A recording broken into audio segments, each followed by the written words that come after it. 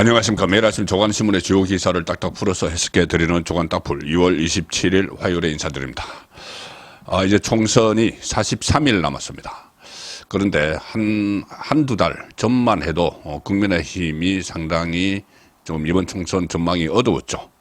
2020년 총선에 이어서 또 패배할 수 있다. 또 크게 참패할 수 있다. 그렇게 되면은 윤석열 대통령의 국정운영, 중하반기 국정운영에 심각한 차질을 빚을 것이다. 이런 우려가 많았는데 상황이 급변하고 있습니다. 한동훈 비대위 체제가 들어선 이후에 특히 공천이 시작되면서 민주당과 공천 과정에서 판이한 모습을 보여서 이 국민의힘 지지율이 상당히 올라가는 그런 양상인데, 특히 오늘 나온 지지율 조사 중에서 눈길을 끄는 것은 캐스팅 보터를 쥐고 있는 중도층 그리고 충청권의 민심이 국민의힘 쪽으로 옮겨가고 있다는 그 여론조사 결과가 눈길을 끕니다. 뷰스앤뉴스 기사 내용입니다. 제목은 JTBC 여론조사입니다. 중도층, 충청, 민주당에 차갑게 등 돌렸다. 중도층, 국힘이 민주당 추월, 충청권 격차 15%포인트로 확대, 민주 패닉. 자, 캐스팅 보터 충청권에서 그때 2020년 총선 때 참패를 했었죠. 대전이 그때 1대 8인가 뭐 그런 식으로 졌습니다. 아닙니다. 0대 8로 졌습니다. 그런데 지금 15%포인트로 충청권에서 확대가 됐고, 민주당은 패닉 상태에 들어갔다. JTBC 여론조사에서도 더불어민주당의 극한적 공천 파동으로 국민의힘과 민주당 간 지지율 격차가 오차범위 밖으로 벌어진 것으로 나타났습니다.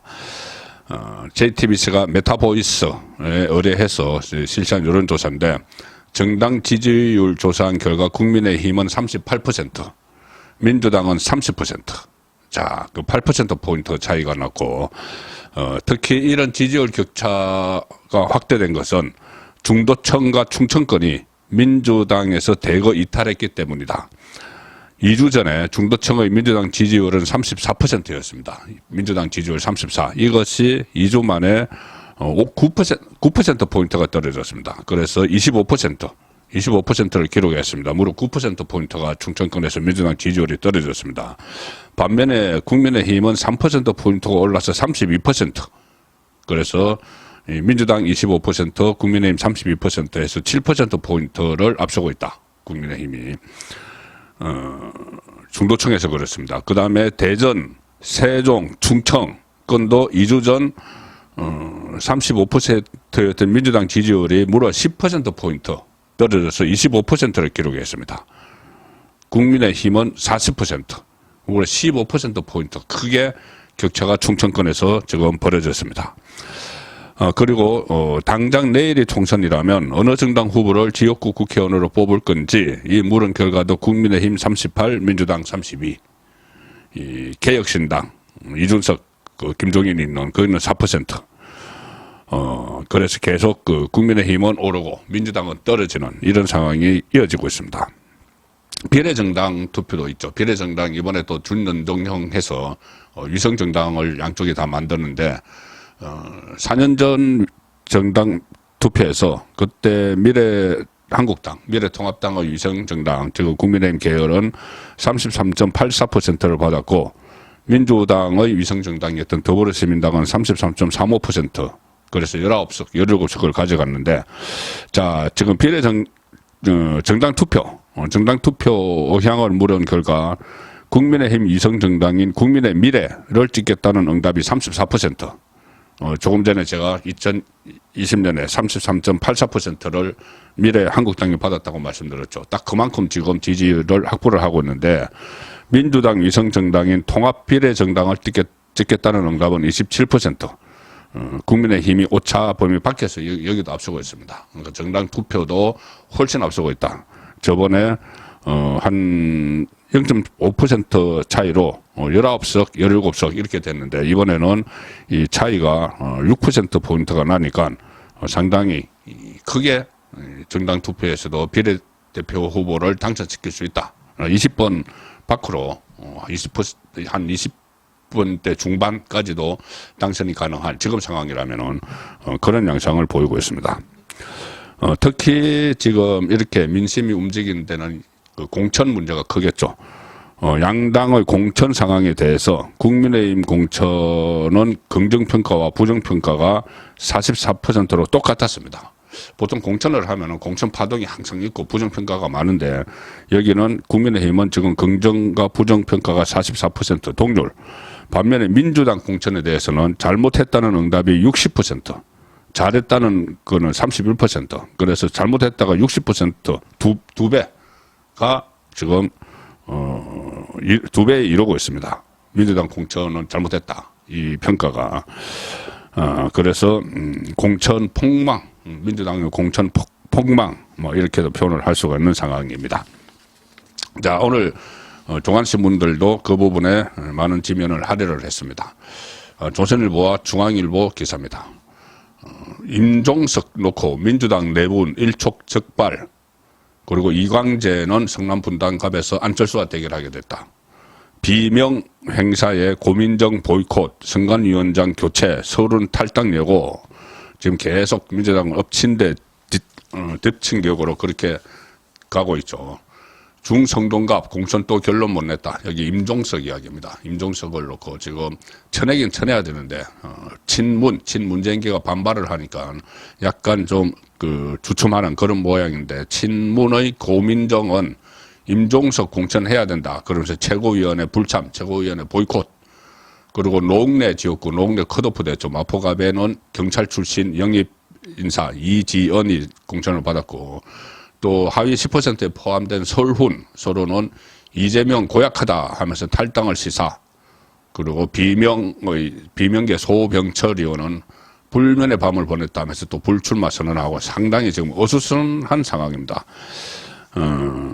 홍익표가 선상반란을 일으켰는데 그래도 어떻게 중재를 해보려고 했는데 실패를 해서 지도부가 분열이 되고 있다. 은평을 지역이 또 논란이죠. 강원도 지부위원장, 강원도당 위원장을 하던 친명계 사람을 이 은평에다가 공천을 하겠다. 은평을에. 그래서 그쪽에 비명계 현역 의원이 있기 때문에 이 논란이 일어나고 있는데 이 비명계에서 이것은 부적절하다 이런 의견을 내도 이재명과 친명 지도부 그대로 갈 거야 이렇게 수용을 거부를 했다. 그리고 이재명은 이 상황에서도 우리는 지금 시스템에 따른 판단을 하고 있다. 반발을 일축을 하고 있습니다.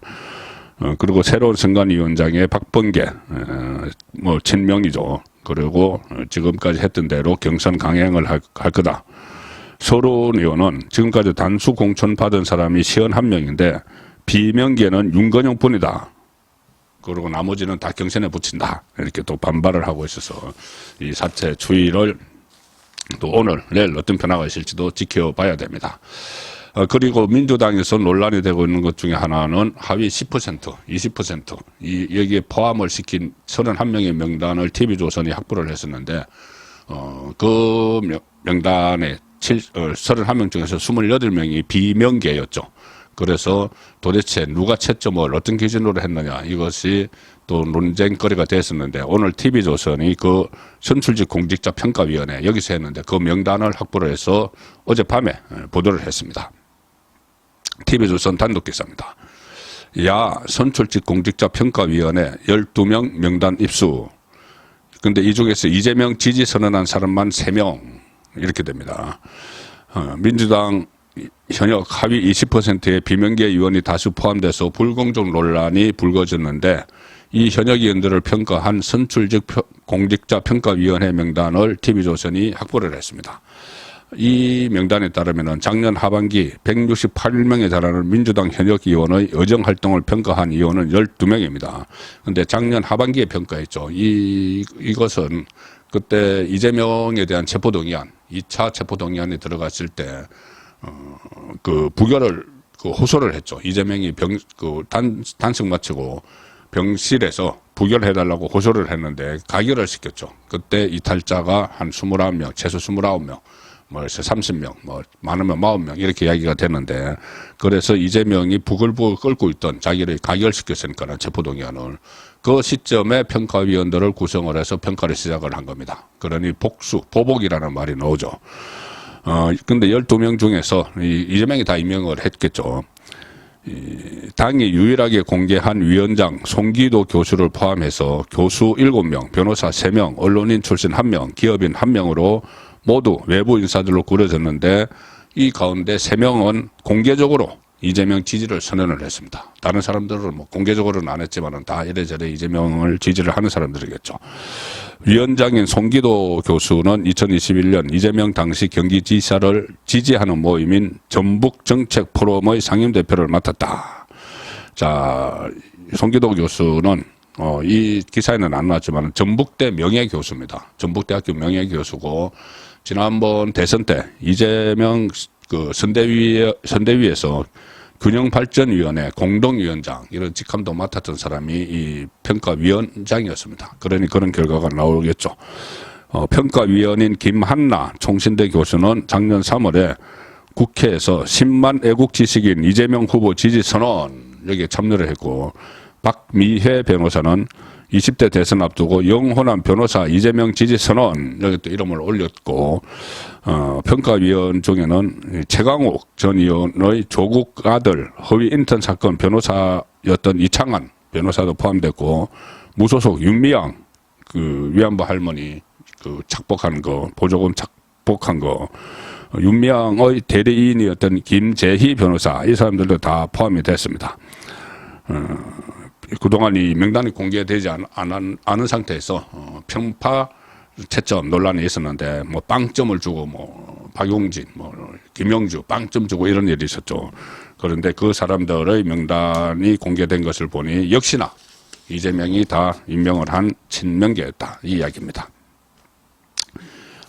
이재명이 이렇게 되면은 이제 공천 리스크라는 말까지 나오는데 사법 리스크도 고조가 되고 있습니다.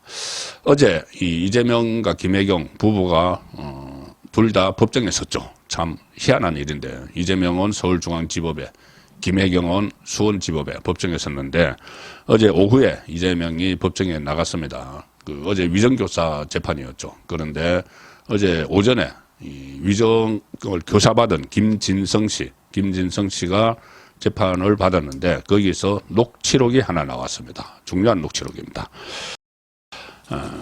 이것은 이 조선일보 사이면 기사입니다. 이재명입니다. 백현동 브로커 김인섭 관여 알아. 이재명 위정교사 공범위 법정 정원. 검찰이 관련 녹취록을 제시를 했는데 2012년 후 김인섭과 연락이 안 됐다던 이재명 주장과 상충되는 정원. 어제 그 진술을 한 김진성 씨도 그 위정 교사를 받아서 위정을 했습니다. 이재명을 위해서.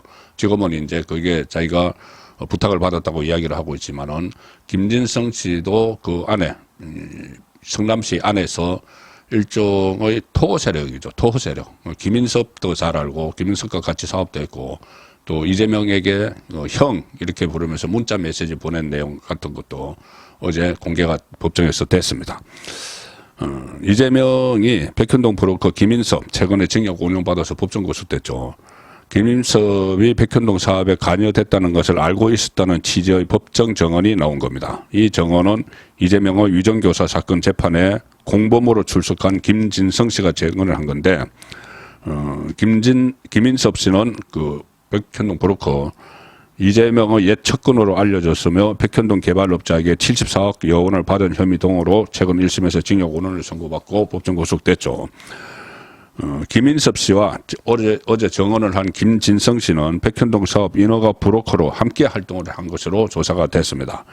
현재 이재명은 이 자기가 백현동 사업 김인섭이 뭐 끼어 있는 것도 모른다고 했지만은 다 알고 있었다는 것이 어제 녹취록에 나왔습니다. 검찰이 녹취록을 어제 하나를 재판에서 제시를 했는데 2018년 12월 22일 이재명이 전화로 김진성 씨에게 김인섭 씨 건항을 묻는 내용이 담긴 녹취록이 나왔습니다. 2018년에 그때 본인은 그 김인섭하고 멀어져 가지고 잘 모른다. 그렇게 이야기를 하고 있었죠. 그런데 그 시점에 김진성 씨, 자기들 다 그때 성남의 같은 패거리였습니다. 그때 김진성 씨에게 김인섭 근황을 묻는 그 전화 내용, 그 녹취록을 검찰에 어제 제시를 했습니다. 그 제시를 하고 검찰이 이렇게 묻습니다. 김진성에게 당시 정인 그 김진성이 백현동 부지인 한국식품연구원 관련 개발 사업을 김인섭 씨에게 줬잖아요. 이재명에게 그렇게 말합니다. 이 김진성 씨가 전화로 이재명에게 이재명이 김인섭 근황을 물으니까는 김진성이 이재명에게 한국식품연구원 관련 개발 사업을 김인섭 씨에게 줬잖아요. 이렇게 말하니까 근황을 물으니까는 그 사업 줬잖아요. 그러니까 그 사업 하고 있다 이 이야기가 되겠죠. 그러니까 이재명이 기억난다는 취지로 맞아 이러면 이야기겠죠. 라고 답했다. 이것을 어제 검찰이 녹취록과 함께 정인신문에서 이야기를 했습니다. 정인 그러니까 이 김진성 씨에게 그렇게 이야기를 했습니다. 그리고 김진성 씨에게 이렇게 말합니다. 검찰이 김인섭 씨가 백현동 사업에 관여한 것을 이재명 대표가 알고 있었던 것처럼 보이는데 어떤가 이렇게 물으니까 김진성 씨도 그렇게 생각한다고 이야기했습니다. 이재명은 김인섭과 2012년 이후 연락이 안 됐다 이렇게 부인해왔는데 2018년 녹취록에 그때까지도 서로 근황을 묻고 그 사업에 관여하고 있다는 것을 다 알고 있었다.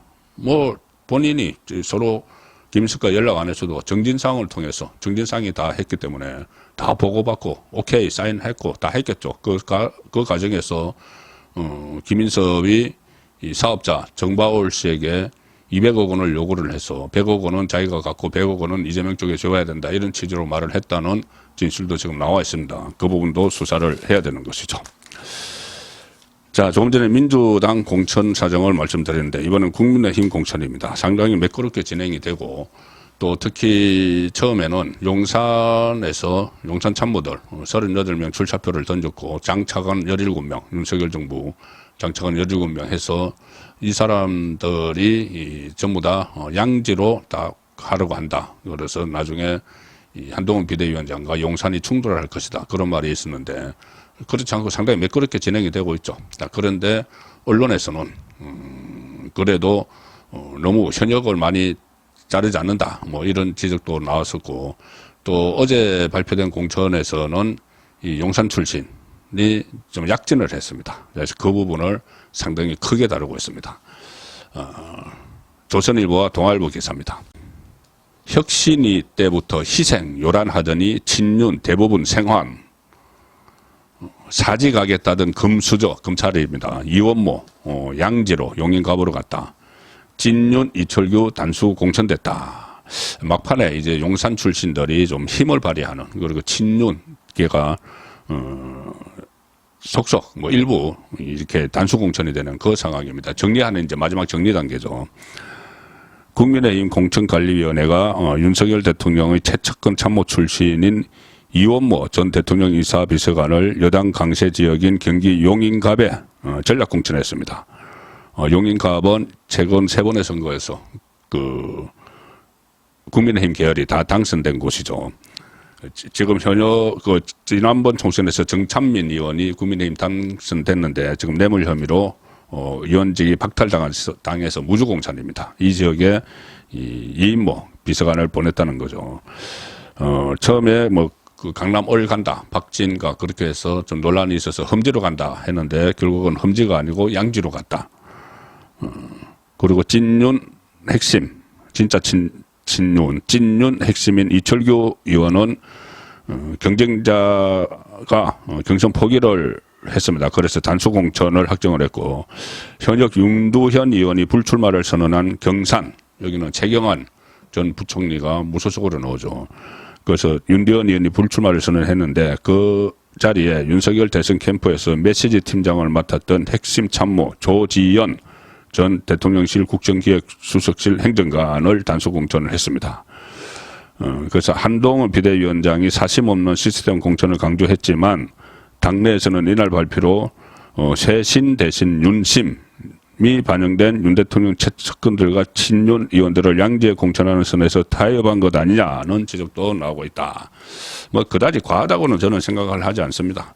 38명 중에서 유원모, 주진우, 조지현 이 사람 정도가 단수공천 또는 전략공천을 받았기 때문에, 그리고 친윤에서 근성동 단수공천, 이철규 단수공천, 그런데 윤석열 대통령의 뭐 친구로 잘 알려진 울산의 박승민 의원은 3자 경선을 또 치르게 됐습니다. 그다지 과하다고는 생각을 하지 않습니다.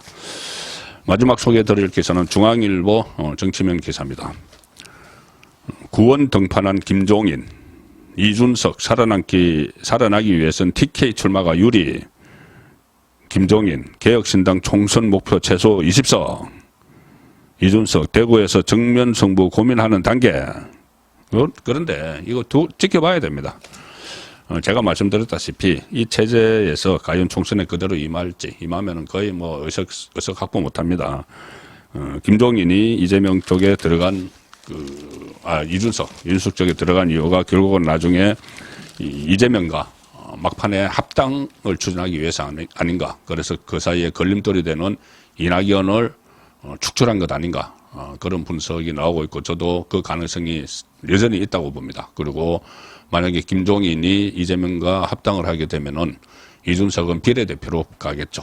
민주당의 비례대표 위성정당으로 갈 수가 있죠. 그리고 김종인은 아마 또 선대위원장 이런 걸 맡을 가능성도 여전히 민주당의 선대위원장 남아있다고 저는 내다보고 있습니다. 좀 더 상황을 지켜보겠습니다. 2월 27일 보내드린 조간떡풀이었습니다.